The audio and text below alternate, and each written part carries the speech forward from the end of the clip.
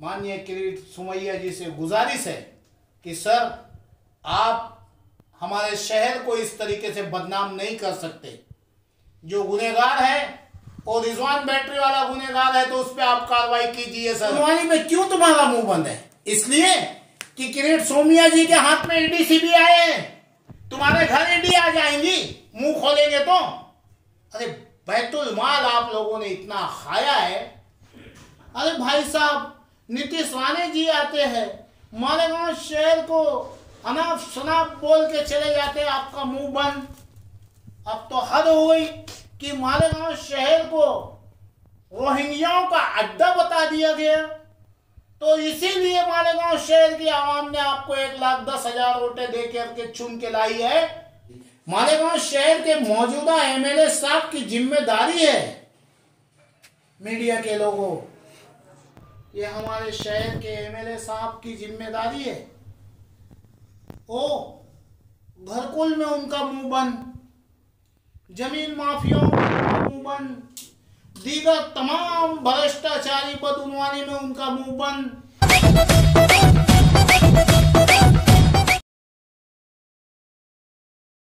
कैसे क्या उन्हें यहाँ आने का मौका दूंगा। सिराज साहब का जो मामला हुआ मनी लॉन्ड्रिंग का, वो मैंने थोड़ी किया, उसमें वो आए।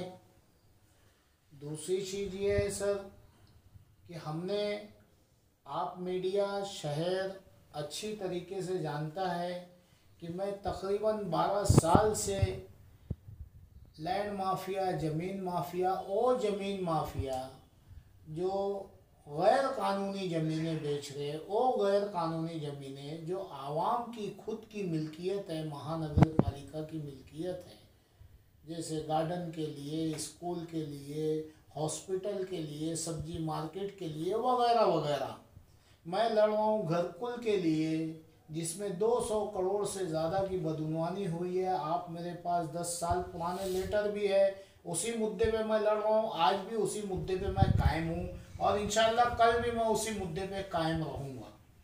सर, मैं कौन होता हूँ उनको यहाँ लाने वाला?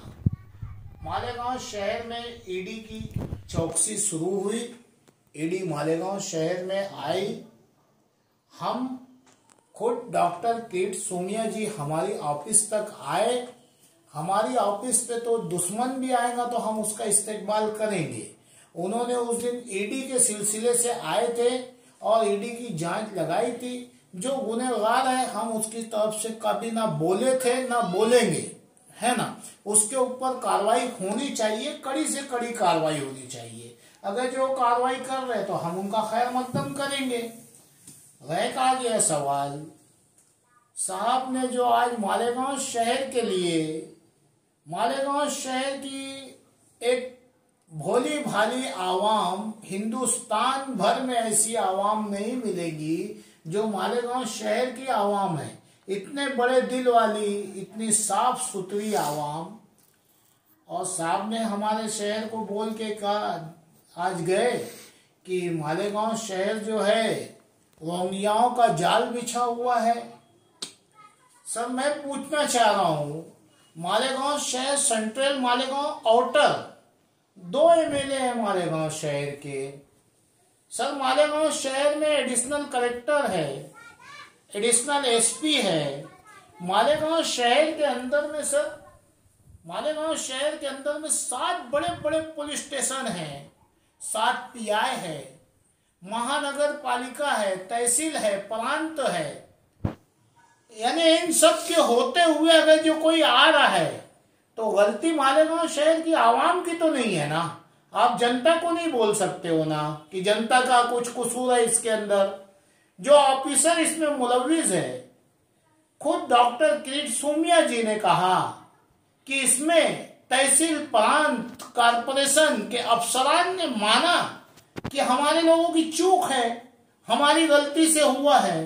यानी रिश्वतखोरी, बदउनवानी की इंतहा इतनी हो गई है कि सड़कों की करप्शन, गटरों का करप्शन, तामीरी काम में करप्शन, घरकुल योजना में करप्शन, जमीन माफिया में करप्शन, ये सब तो ठीक है, लेकिन अब आपकी हिम्मत इतनी बढ़ गई है कि कोई अगर जो बाहर मुल्कों का हमारे शहर में आ रहा है तो इन ऑफिसरान उनकी मदद करेंगे तो उसमें शहर का क्या लेना देना। हमारा साफ से कहना है कि जिन ऑफिसरों ने गलती की है उनके ऊपर से ही आप कार्रवाई शुरू कर दो ना।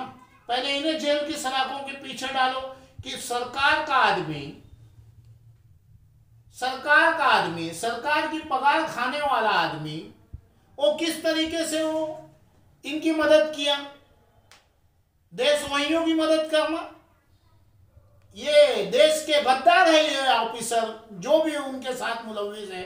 इन गद्दारों को कड़ी से कड़ी सजा मिलनी चाहिए।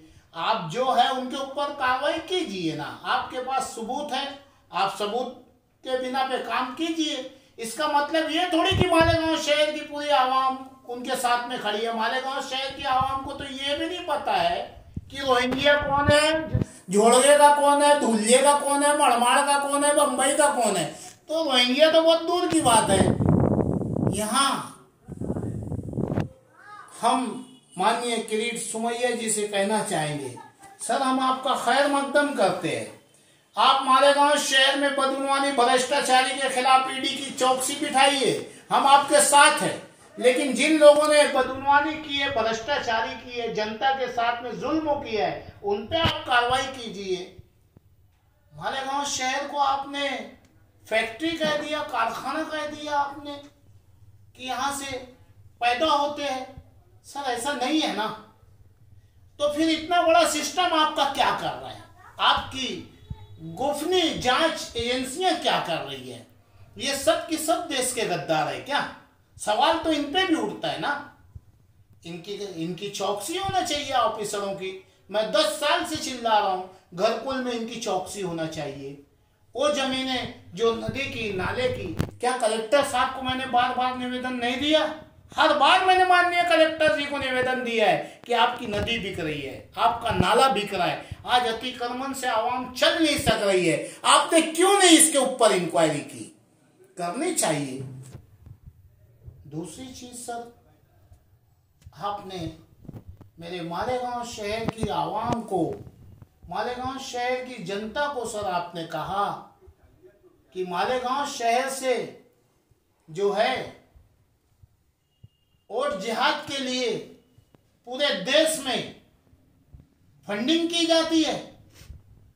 सर मैं आप मीडिया के चैनल के द्वारा माननीय किरीट सोमैया जी आपको चैलेंज कर रहा हूं सर। मैं आपको चैलेंज कर रहा हूं सर, मेरे मालेगांव शहर की जांच कर ली जाए सर।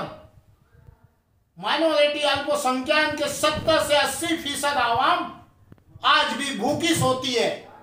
ये फंडिंग करेंगी ये गरीब जनता? सर हमें सब मार रहे हैं, हमारे मार रहे हैं, दूसरे मार रहे हैं। आपको ऊपर वाले ने ताकत दी है, इस देश में बड़ी कुर्सी दी है, आप हमारे साथ इंसाफ कीजिए। कम से कम इस तरीके का बददुमा दाग हमारे शहर पे लगाना। ये शहर मुसलमानों की बाप की जागीर नहीं है, ये शहर हिंदू मुसलमानों का शहर है। मालेगांव शहर सबका शहर है, किसी की एक की प्रॉपर्टी नहीं है। तो इन गरीब लोगों के बारे में कोई नहीं सोचता है, जो हर सरकार की स्कीमों से वंचित है। हम लोग घरकुल को मैं चिल्ला रहा हूं कि 200 से ऊपर, 200 करोड़ के ऊपर का घोटाला है, उसी में किरीट सोमैया जी आए ऊपर के आदेश से, तो क्यों नहीं इस पे इंक्वायरी होती? वो नदी बिकी, वो नाले बिके, उस पर क्यों नहीं इंक्वायरी होती? कोई अगर जो गुनहगार है आप उस पर कार्रवाई कीजिए। मालेगांव शहर के मौजूदा एमएलए साहब की जिम्मेदारी है, मीडिया के लोगों, ये हमारे शहर के एमएलए साहब की जिम्मेदारी है। ओ घरकुल में उनका मुंह बंद, जमीन माफियाओं का मुंह बंद, दीगर तमाम भ्रष्टाचारी बदउनवानी में उनका मुंह बंद। अरे भाई साहब, नीतीश राणे जी आते हैं, मालेगांव शहर को अनाप शनाप बोल के चले जाते हैं, आपका मुंह बंद। अब तो हद हो गई कि मालेगांव शहर को रोहिंग्याओं का अड्डा बता दिया गया। तो इसीलिए मालेगांव शहर की आवाम ने आपको 1,10,000 वोटें दे करके चुन के लाई है कि तुम इनकी बात का जवाब तक मत दो। ये शहर के एमएलए की जिम्मेदारी है कि उनके प्रेस कॉन्फ्रेंस के बाद तुम उनसे नहीं मिल सकते थे तो यहां आपको बुला करके एक प्रेस कॉन्फ्रेंस लेते और ये कहते कि आपके पास जो सबूत है आप कार्रवाई करिए, हम आपके साथ खड़े हैं। लेकिन पूरे शहर को आपको कोई हक नहीं बनता कि आप हमारे शहर को जो है गलत सलत बोलें।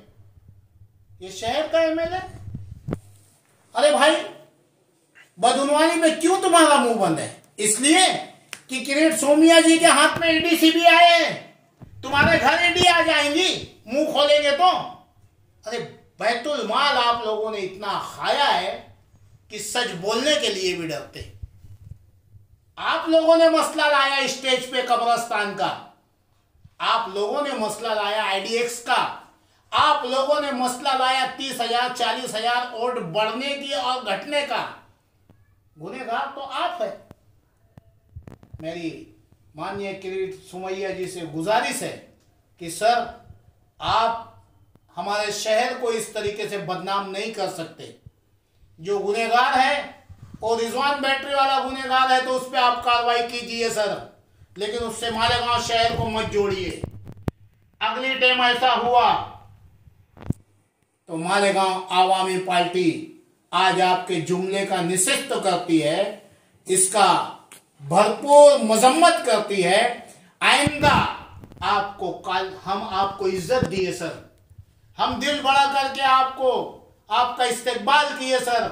और सर मालेगांव का हर मुसलमान आपके लिए बाहें फैला के खड़ा है, आप आइए, आपका वेलकम है। लेकिन आप आके हम सब कुछ सुन सकते। दहशतगर्दों के साथ हमारा नाम नहीं जोड़ना, दहशतगर्दों से हमारा नाम नहीं जोड़ना मालेगांव वालों का, नहीं तो अगली टाइम हम आपको काले झंडे से आपका इस्तेकबाल करेंगे। मेरी शहर की आवाम से आपने बड़े जोश और जज्बात में, बहुत जोश में जा करके इन्हें वोट मारा है। ये 5 साल का पीरियड आप भूल जाते हो कि आपके बारे में कौन क्या बोलता है। रिजवान बैटरी वाला बोल रहा है शहर के लीडवान बदउनवान हैं, शहर के कमिश्नर से लेकर ऑफिसरान बदउनवान हैं, इनकी इंक्वायरी होनी चाहिए। मालेगांव शहर को बचाने की जिम्मेदारी अब मालेगांव शहर की आवाम की है। ये शहर की जनता की जिम्मेदारी है कि कोई हमें गलत बोले, हमारे शहर को गलत बोले तो हमारे नुमाइंदे का गिरेबान पकड़े और उससे पूछे कि तुझे इसी दिन के लिए चुन के दिए क्या। शहर तो 12 साल से लड़ रहा हूँ, पेपर पे लड़ रहा हूँ सर। वो एक जिम्मेदार व्यक्ति है, अगर जो उस सिमत में वो कार्रवाई करने के लिए आए हैं तो मैं आज आपके चैनल के माध्यम से पूछना चाह रहा हूँ, मेरे वो मजलूम गरीब आवाम जिन्होंने अपने पेट को काट के अपने बच्चों के मुस्तकबिल को तबाह करके सर उन्होंने गैर कानूनी जमीनें फंसा दी गई इन गरीबों को, इनकी कार्रवाई नहीं होनी चाहिए। अभी मालेगांव शहर में अभी सर माननीय कमिश्नर को बार बार इत्तला करने के बाद अभी की बात कर रहा हूं, अभी रिजर्व जमीनें बिक रही है, कार्रवाई नहीं होनी चाहिए क्या? मैं उसके लिए बुला रहा हूं भाई। और जो सरकार रहेगी, जो सरकार का जिम्मेदार रहेगा वो तो आएगा ना भाई, वो कोई भी हो। मैं इसके लिए मैंने थोड़ी कहा सिराज साहब से कि आप जो है तो मनी लॉन्ड्रिंग करो, करोड़ों का करप्शन करो, ईडी उनको पकड़ने आई, मैंने नहीं बुलाया भाई साहब। अगर जो कोई भी उसमें आरोपी है उसकी निष्पक्ष जांच होनी चाहिए, उसे इस मुल्क के बाबा भीमराव साहेब अंबेडकर के बनाए हुए संविधान और कानून के मुताबिक उसे कड़ी से कड़ी सजा मिलनी चाहिए। लेकिन फिर मैं कहूंगा मेरे शहर को बदनाम नहीं करना। यह हमारा शहर हिंदू मुस्लिम भाईचारा का एक बेमिसाल शहर है, बेमिसाल शहर है। डायमंड कारपेट हमारे वहाँ ग्रास रेलवे वाला कारपेट विलस्पन कंपनी का पायदान हेटलोन रेगजिन होलसेल रेट में तमाम अशिया हमारे वहाँ दिए जाती है। हमारा पता याद रखे, सकावत होटल के पीछे आबिद सोडा के बाजू में हजार खोली मालेगांव।